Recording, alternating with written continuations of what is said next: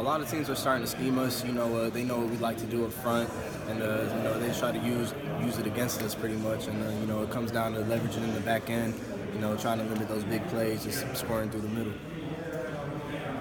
Do you guys have to then counter? Do you have to adjust?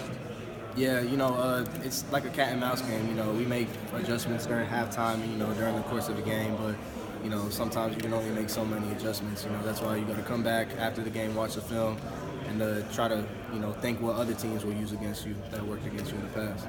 And with all the adjustments, how much of it just comes down to making plays too, just in the given moment? Honestly, that's what most of it is. Because as long as we're all on the same page, as long as you execute your assignment, it's pretty tough to move the ball on this. But that's what it comes down to, execution.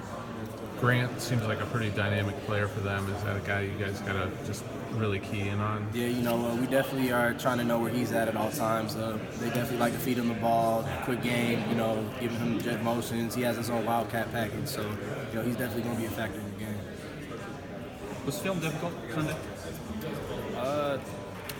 Yeah, just because, looking back at the film, there's so many little plays that made a big difference, whether that be that 4th and 2, different third downs, missing a tackle, just different things that, if we just would have done the way that we're capable of doing it, the outcome might have been different. But, that's all in hindsight now at this point.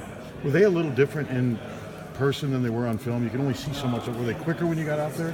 Well, we never underestimated them for a second. We knew it was going to be a tough physical game going into it.